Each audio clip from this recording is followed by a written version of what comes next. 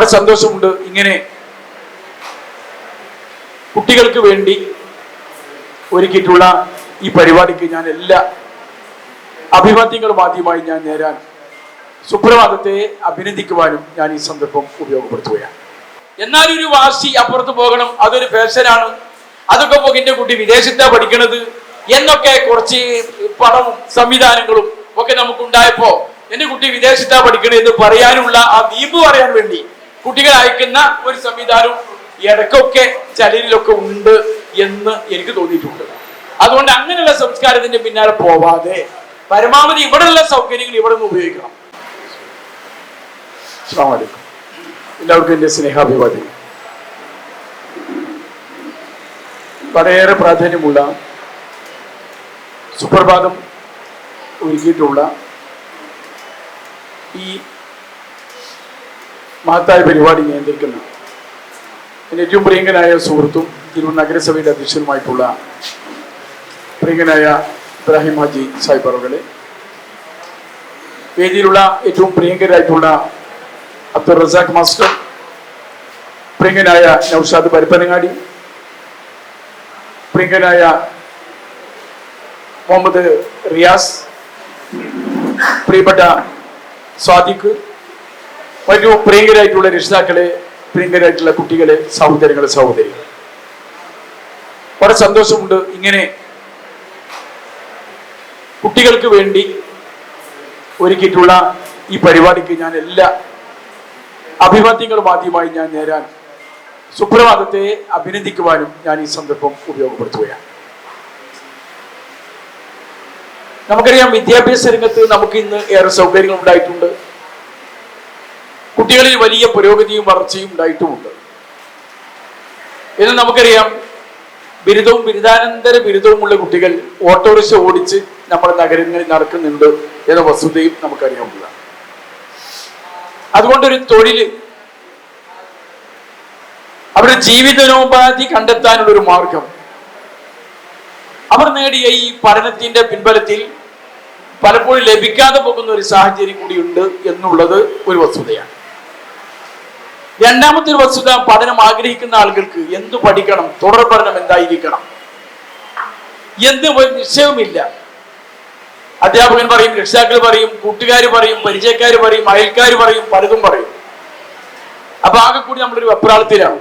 ഏതിനാ പോകേണ്ടത്, എന്താ പഠിക്കേണ്ടത്, എങ്ങോട്ടാ പോകേണ്ടത് എന്നതിനെ കുറിച്ചുള്ള വെപ്രാളമാണ്. അപ്പൊ ഒരു ദിശ നിർണയിക്കാൻ ഈ ക്ലിനിക്കിന് കഴിയും എന്ന് ഞാൻ അഭിപ്രായപ്പെടാൻ ഈ സന്ദർഭം ഞാൻ ആഗ്രഹിക്കാം.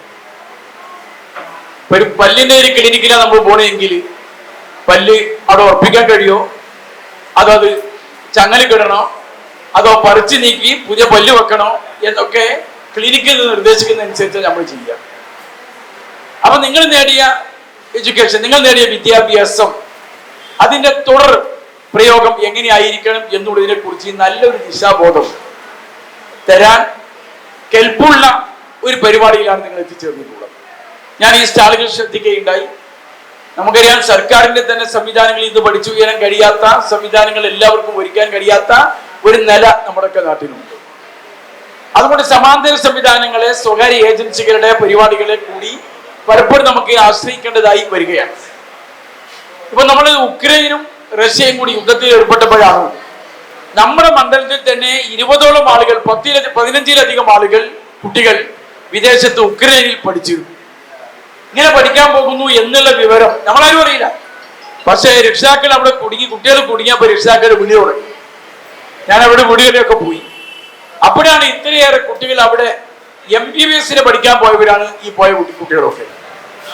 അപ്പൊ ഇങ്ങനെ കുട്ടികൾ പോകുന്ന ഒരു കാലഘട്ടത്തിൽ നമ്മുടെ ഈ കുട്ടികളെ ഇവിടെ തന്നെ നമുക്ക് അവർക്ക് ആവശ്യമുള്ള പഠനം ലഭ്യമാക്കാൻ സംവിധാനങ്ങൾ നമ്മുടെ ഭരണകൂടങ്ങൾ ഒരുക്കേണ്ടതുണ്ട്. ഭരണകൂടങ്ങളുമായി സഹകരിച്ച് വേണമെങ്കിൽ സ്വകാര്യ ഏജൻസികളും അത്തരം സംവിധാനങ്ങൾക്ക് വ്യാപൃതരാവണം എന്ന് കൂടി സൂചിപ്പിക്കാൻ ഞാൻ ആഗ്രഹിക്കുകയാണ്.